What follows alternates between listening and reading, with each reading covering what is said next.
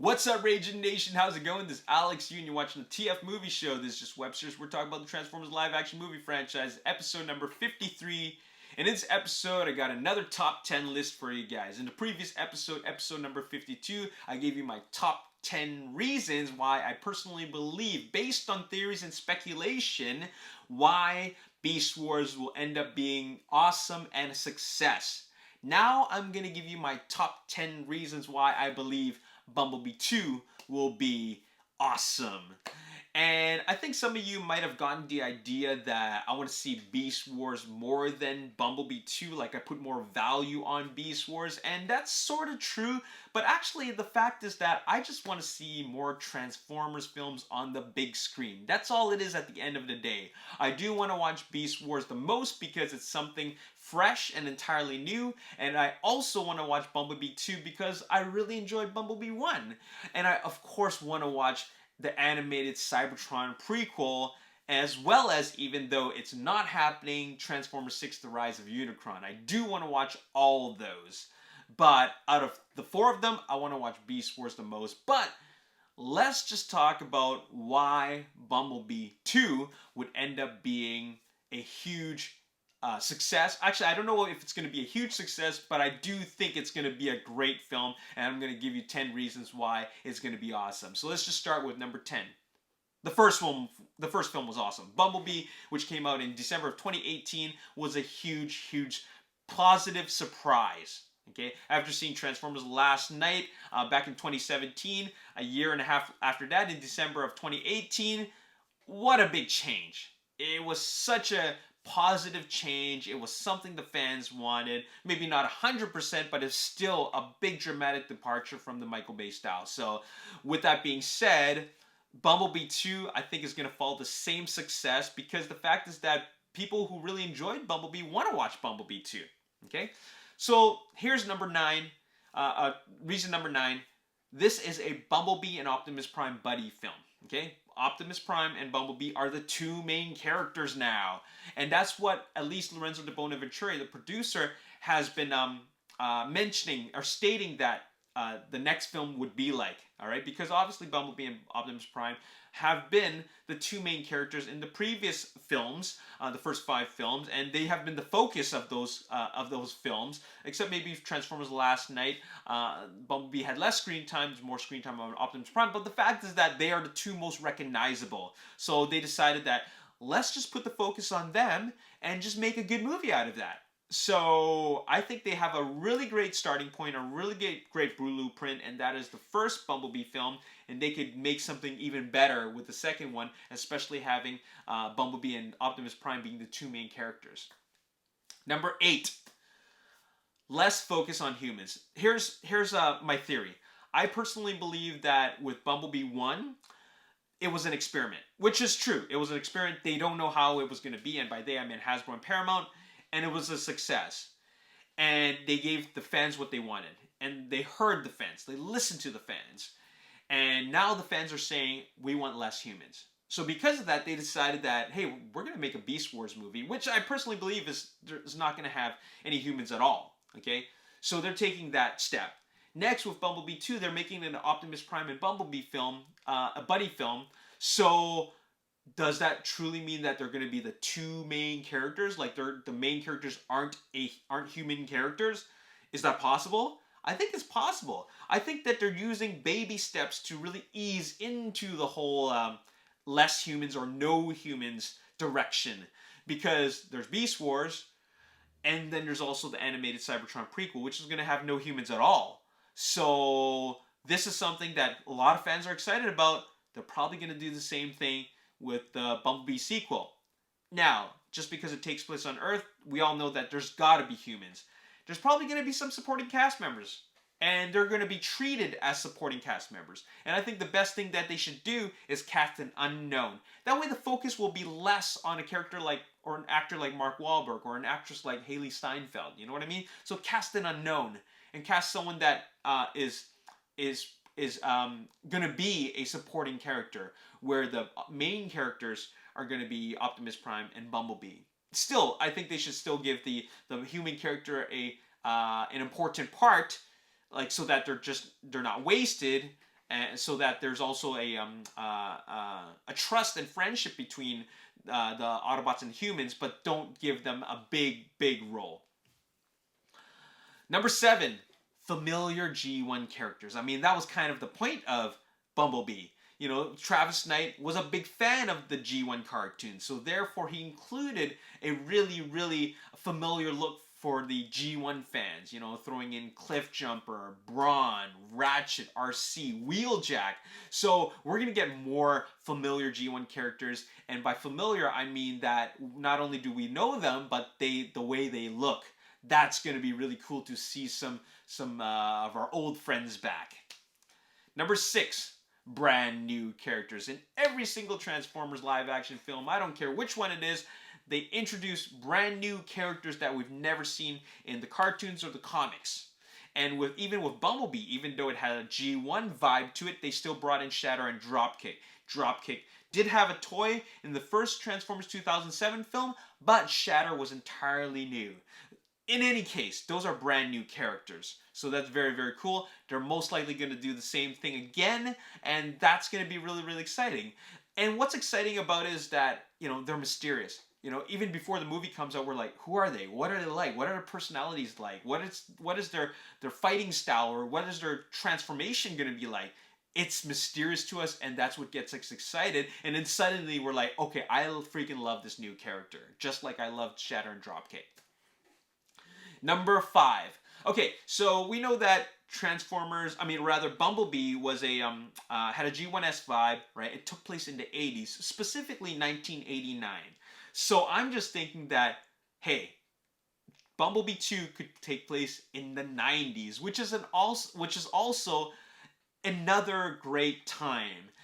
You know, even though the 80s was the best, but the 90s still had a character of its own. It had its own identity. And I think that will be quite endearing and quite charming, actually, to watch that era shown on film. I don't think the 90s gets a lot of attention when making retro films like Bumblebee.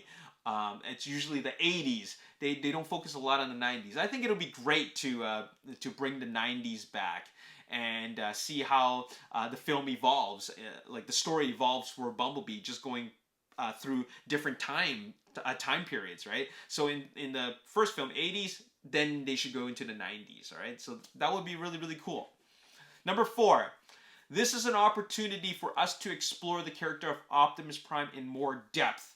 Now, we've seen 5 films with Optimus Prime in it, and in the live action form, but, you know, I don't think we really explored his character. We know that he's a leader. We know he takes charge. We know he's strong, both in the mind, heart, and mind, body, and soul, right? But it was really more just Michael Bay making him like a tough guy. You know, he beats everybody up. He's good at fighting, right? But what about more to him? I think this is the great opportunity to really explore his character in much more depth, because, you know, with Travis Knight's direction, you know, in the first Bumblebee film, he really explored more of Bumblebee and how he is, even though we saw a lot of that, but there's still more to him than meets the eye. We got to see him as a Cybertronian. I mean, not a Cybertronian, but like on Cybertron, how he used to have a voice. And that already was a lot for us, because you can only do so much without a voice. But there was more to him as a character. He was a fierce warrior, right? Before he ever made it to Earth. So what about Optimus Prime? What is there more to him? And I think that's a great opportunity to explore that. Number 3, there won't be a teen romance. Even a Bumblebee had a kind of sort of teen romance. It wasn't really there because, you know, we didn't see them kiss or make out or anything like that. But I'm glad they took the direction of not making it like that. I mean, sure. What's his name again? He had a really funny name. Okay, not Leo, but I forgot his name. In any case, he had a crush on Charlie. Okay, but it never really went anywhere. It's just he likes her, but she never really showed that she liked him back. So there's no real romance there. Even though it's hinted, there isn't really there, because there's no focus on a guy or an investment on a guy trying to get the girl. There is absolutely no investment in that. The investment is the relationship between Charlie and Bumblebee. So with that being said, we've already seen the teen romance thing in the previous films. We're not going to explore that again. I don't think that any of the writers are going to go there anymore. We're beyond that. We don't need to go there, and therefore that can be taken out entirely. At least that's what I truly believe. I think they're really going to take the next step and take the teen romance way out of the picture. Number 2. Okay, if the director's not going to be Travis Knight, then this new director will follow in Travis Knight's footsteps. Regardless, the idea is that they're trying to make the same success that they made from Bumblebee 1. So I believe that whoever the new director is going to follow Travis Knight's style, whether it's storytelling as well as the visual style. I believe that they're going to try to imitate that and bring what Bumblebee brought to the big screen, the way Travis Knight did. They're going to do that for Bumblebee 2. And that's a great thing. Because Michael Bay just kept on doing the same thing again and again and again. And, you know, it was great the first time, but it gets a little bit mind-numbing when the focus is mostly on the visuals and the explosions. That gets a bit mind-numbing. Whereas Travis Knight focused more on the story and the characters. So as long as they keep that up, the new director is going to do a great job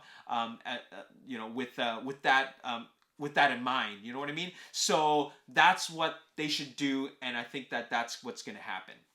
Number 1. Okay, here's the big one, okay? And this is kind of similar to what I did for the Beast Wars one. Optimus Prime and Megatron with a G1 aesthetic sharing the same screen together. I mean, you kind of can't have Optimus Prime without Megatron, right? So imagine seeing them sharing the same frame. They're fighting. Or just standing together, having a conversation, but with their G1 looks. I think that would really blow the minds of a lot of G1 fans. That's going to be something that is really, truly an iconic moment in history. You know, more iconic than when we saw Optimus Prime and Megatron before in the Michael Bay films. This one will truly be that moment. We've been waiting so long for them to really look the way they should look, and sharing the same screen, same frame together, the same scene together, and watching them on a big screen. You know, I think that's going to be really special, very iconic. I think that'll be a very, very memorable moment. In fact, it's going to be epic if we see that together. Because when I saw Optimus Prime and Grimlock together, like, that was something else, right? That was something that was shown in G1, right?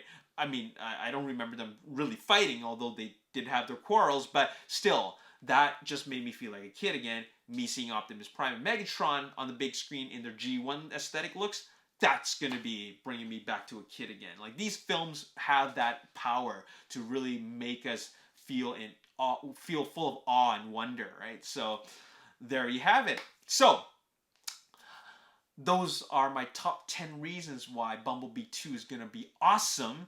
Hopefully it makes you be excited about this sequel, because there's, like I said before with the Beast Wars film, there's so much potential. There's so much creative energy that can be used in both these films. And there's like, the sky's the limit. They really could do a lot of things here, and just visualize what that can be, and you're going to be pumped up for these films. Anyways, that's all I got to say in this video. Hope you guys enjoyed it. I got more top 10 lists for you guys, actually. It's kind of like a mini-series, these top 10 lists of these upcoming films. Because next, I'm going to do top 10 reasons why the animated Cybertron prequel is going to be awesome. And also top 10 reasons why Transformers 6: The Rise of Unicron is going to be awesome, even though it's not happening. I still want to do that, like, in a more speculative and theorizing type of way, because I think that's part of the fun in these this journey towards these new movies. Okay. Anyways, that's all I gotta say in this episode. Hope you guys enjoyed it, and just share with me your comments below. As always, if you enjoyed this video and you want to see more, make sure you hit the like button, subscribe to the YouTube channel, like me on Facebook, The Ragin Nation. Also follow me on Twitter, Ragin Nation. My name is Alexi. Thanks for watching. See you next time. Peace.